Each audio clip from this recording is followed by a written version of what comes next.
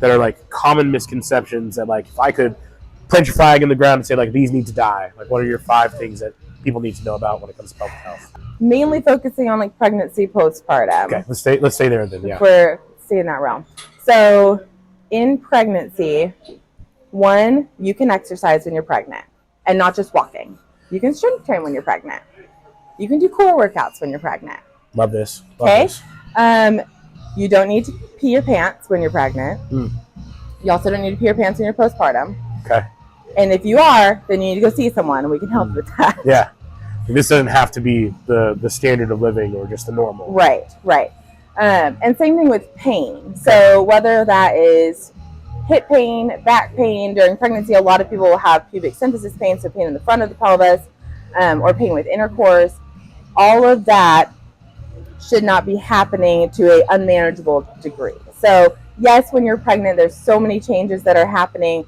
It's reasonable to think things are going to be uncomfortable, Sure. But it should not be debilitating. And there are people out there who can help you manage your pain. You don't have to do this by yourself. Yes, that's correct. Those are 3 big ones. So we said yes, pain through the pregnancy process. You can exercise and probably should. Peeing during pregnancy and postpartum doesn't have to be a normalized thing. What other 2 things? So postpartum, especially, having something called a diastasis recti is very common. So that's your tissue isn't loading well or handling load well in your abdominal region. So when that's happening, a lot of things that you'll see is, okay, well, I should stop doing core work. Yeah, you're not supposed to brace on that or anything. Right. And so when we actually look at it, it's a core muscle and connective tissue dysfunction. So in order for us to fix that, we have to do core work. 1 + 1 should equal 2. That's correct. Should. That's correct. Cool.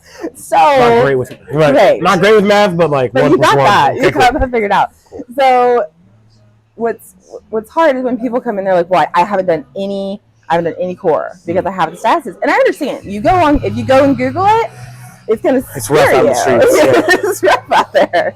So you do want to have someone make sure you're doing core work well. Sure. So having training into that is really important. Same thing with pelvic organ prolapse, and this goes postpartum and outside of that, childbearing years. Okay. Pelvic organ prolapse is when your bladder, your uterus, or your rectum starts kind of falling downwards into the vaginal canal, and so you can feel a lot of heaviness, pressure, and that is a very scary feeling to feel like something is going to fall out. Yes. It will not fall out. That is a misconception in itself, but side note, it won't fall out. But it is a sign that your muscles aren't supporting you well, whether that's tightness or weakness.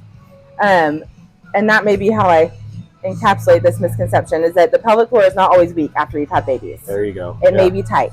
Yeah. It may be poorly coordinated. Sure. It might be weak, or it might be a combination of all 3, but you have to have someone help you decipher that and not just throw your hands up and say, this is what it is. I think there was a patient that we worked with before. I think it made the euphemism that like your core is probably not weak, it just needs some like remedial education.